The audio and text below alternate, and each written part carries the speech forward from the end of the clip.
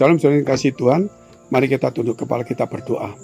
Bapa kami dalam surga, Bapa yang baik yang kami kenal di dalam nama Tuhan Yesus, kiranya Engkau memberkati setiap kami, memberi kekuatan, pemeliharaan kepada setiap kami, dan terlebih Tuhan berikan hati kepada kami dan Roh Kudus-Mu, supaya setiap kami boleh dituntun, supaya kami masuk di dalam rencana dan di dalam jalan Tuhan.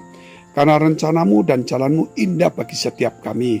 Kerap kali kami tidak pernah mengetahuinya, kami tidak pernah memikirkannya, tetapi kami tahu firman-Mu tidak pernah Tuhan ingkar. Justru firman-Mu adalah sesuatu yang perlu kami pegang, bahwa dalam firman-Mu bahwa Engkau memegang masa depan kami, Tuhan, dan Engkau yang akan mengubah, memelihara hidup kami. Di dalam nama Tuhan Yesus yang sakit Tuhan sembuhkan. Haleluya. Amin. Saudara, apa yang dicari oleh manusia di dunia ini? Pertama, orang mencari umur panjang, kekuasaan, uang, dan kebahagiaan. Tetapi kerap kali setelah kita mendapatkan harta atau kedudukan, atau mungkin juga apa yang kita inginkan, justru damai itu semakin hilang. Mungkin kita membutuhkan uang. Ketika kita dapat uang, kita menjadi sibuk, kita banyak kesibukan, akhirnya tensi, perasaan kita, emosi, pikiran kita meningkat. Bukan berarti tidak boleh, saudara. Tetapi Tuhan tahu apa yang terbaik di dunia ini, saudara, yaitu keselamatan.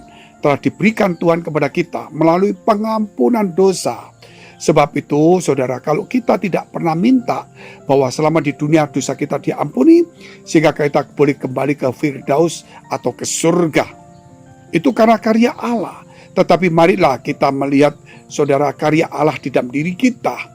Yaitu Tuhan ingin supaya kita berkarya melalui Roh Kudus, melalui firman, dan melalui kekuatan Tuhan pada kita. Sehingga kita di gereja jangan lagi mencari mujizat, mencari kesembuhan walaupun itu kita butuhkan. Dan mencari berkat walaupun itu kita butuhkan semuanya. Tetapi ingat, saudara, bahwa itulah yang kemudian akhirnya kita bergantung kepada hal itu. Seharusnya kita percaya bahwa sebelum kita meminta, Tuhan tahu segala kebutuhan kita. Bahkan Dia menuntun kita supaya kita masuk dalam rencananya yang indah. Tetapi apa yang perlu kita kerjakan selama kita di dunia ini, saudara, yaitu kita belajar untuk mengampuni orang. Karena untuk bicara tentang kesembuhan mujizat itu bagi dunia, bagi orang-orang itu hebat, luar biasa. Tapi bagi Tuhan itu biasa. Karena apa? Karena itu pekerjaan Tuhan. Tetapi Tuhan akan kagum dan memandang luar biasa jikalau kita mengampuni. Karena apa? Karena itu kita yang kerjakan di dalam Roh Kudus juga. Sebab itu, saudara, mari di dalam kehidupan kita di akhir zaman ini, saudara, kita harus belajar mengampuni, karena di dalam kita mengampuni, maka kita diampuni juga. Barang siapa tidak mengampuni, juga tidak diampuni. Ketika kita mengampuni, kita diampuni, maka doa-doa kita boleh berkenan kepada Tuhan. Bukan hanya itu, Tuhan berkenan kepada kita, saudara. Sebenarnya itulah yang harus kita kerjakan di gereja. Jadi jangan lagi, saudara, kita membanggakan apa yang Tuhan perbuat melalui mujizat dan sebagainya. Karena itu, saudara, kita tidak akan membuat Tuhan bangga. Tetapi kita harus membuat Tuhan bangga melalui kalau kita menjadi berkat bagi banyak orang. Sudah saatnya gereja yakin bahwa Tuhan itu akan memelihara kita. Sehingga di dalam gereja kita tidak lagi minta-minta sesuatu, tapi kita memberikan sesuatu, yaitu hati dan hidup kita. Sebab itu, saudara, mari saya ingin supaya saudara mendengarkan satu firman Tuhan atau dua ayat yang indah ini. Yaitu Efesus 4 ayat 32.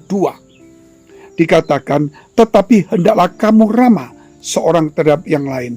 Marilah, saudara, keramah tamahan ini kita jaga dan kita tingkatkan dan kita, saudara, lahirkan di dalam pergaulan kita, khususnya di dalam gereja. Melayani orang dengan ramah. Bukankah ramah ini, saudara, masuk dalam mega project karakter Kristus di dalam gereja yang, saudara, gereja Best atau Blessing in the Spirit, yaitu hari keempat Kamis. Yaitu program kita hari Kamis melatih supaya kita ramah, sabar, dan jujur. Sebab itu mari, saudara, kalau kita mau orang lain ramah sama kita, kita harus belajar ramah kepada orang lain.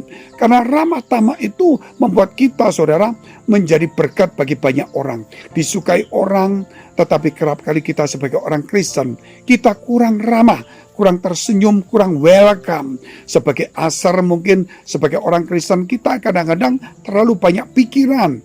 Atau mungkin kita terlalu sibuk, kita terlalu memikirkan diri sendiri, kita cuek saja.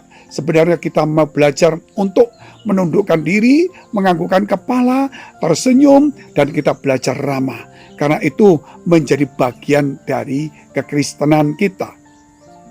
Dan yang kedua, saudara, bukan hanya ramah. Kita belajar dikatakan, tetapi hendaklah kamu ramah seorang terhadap yang lain.